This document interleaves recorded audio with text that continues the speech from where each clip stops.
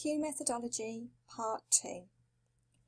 Some of the key characteristics of Q methodology include the consideration of subjectivity.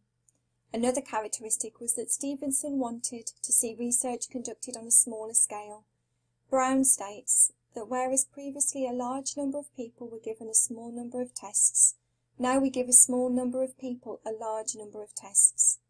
This was again in opposition to the large-scale positivist psychology research of this time. In current research, Q methodology studies range in participants dependent on their research position. However, a Q methodology study can be conducted on as little as one participant due to the complexity of the generated data in factor analysis. Q methodology essentially uses a card sort to ascertain participants' positions on a given subject. The use of what is known as a quasi-normal distribution grid is used to collect the data. This grid is shaped like a reverse pyramid, and it's used as a grid for participants to sort differing statements or images onto. Another characteristic of Q methodology is the factor analysis process. This is another aspect of subjectivity in the data collection process, as the factors produced by Q indicate correlations of positions amongst the participants. Without a correlation, no factor would be produced. Therefore, each factor represents a commonality amongst those participants' perspectives, something that connects their positions together. Q methodology is a way of thinking about research. It is not simply a data collection method. This is apparent in all the differing ways it is used by researchers in various fields. Instead, researchers need to thoroughly consider their position as a researcher. For instance, I am a sociological interpretivist researcher, and then make decision choices using Q methodology on the basis of this position. I found this extremely beneficial in my own studies, as every decision I made in the research design related to my position as a researcher. It meant that in my reviews and at Viva, I was able to justify all of my methodological decisions. My ontological position as a researcher is sociological, as I believe that individuals determine their actions within the social world. Epistemologically, I am an interpretivist researcher. I believe that individuals have autonomy to act differently according to their personal positions, but I also recognise that individuals can be influenced by society and are subject to societal constraint.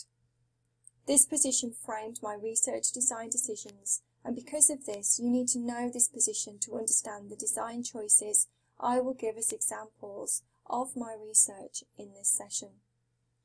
Stevenson's work was seen as controversial in the 1930s, and many disregarded his work in favour of positivist methods. In fact, published differences of opinion between Stevenson and one of his mentors, Burt, date back to the very beginning of Stevenson's discovery. Most notable was a publication produced by both Stevenson and Burt named Alternative Views on Correlations Between Persons, which showed their contrasting views.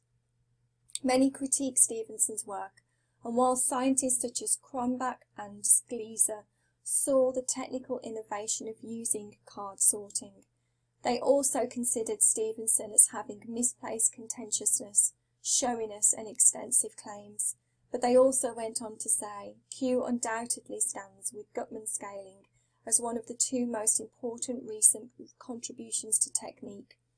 Since the 1930s, Stevenson and Burt fought academically for their view on correlation of people in psychology research.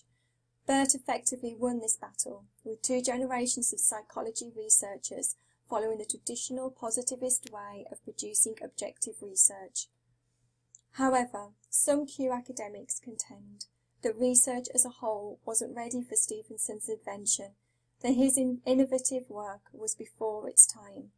Today, many researchers use Q methodology in differing fields of research, including psychology, health, and social sciences. Because Q methodology is a way of thinking about research, there is a community of Q methodology researchers, and we communicate internationally to one another via a listserv. If you are interested in being on this listserv, type in QMethod page into Google, and this page will show you how you can register for the listserv, which is free to be involved in. There is also lots of useful information on this website, and also the Operant Subjectivity website, which is the journal of Q methodology. There are examples of Q methodology work on this website. The Society of Q Methodology Researchers is called the International Society for the Scientific Study of Subjectivity, and this society meets annually at differing locations to present papers on research using Q methodology. This year, in September, the conference will be held in Ancona, Italy.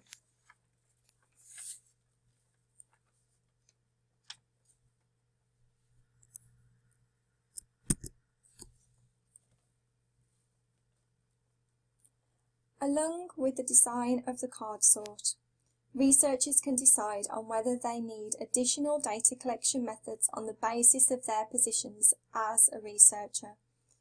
Q methodology can therefore be combined with traditional qualitative data collection methods.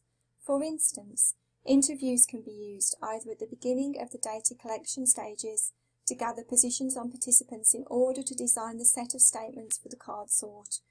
The researcher could ask questions to participants as they sort the cards or after the analysis of the card sort data. Researchers may go back to the participants and carry out interviews. In my research, I carried out post-Q-sort semi-structured interviews after I had analysed the card sort data. This was to ensure this data extended from the card sort data rather than repeating the same data.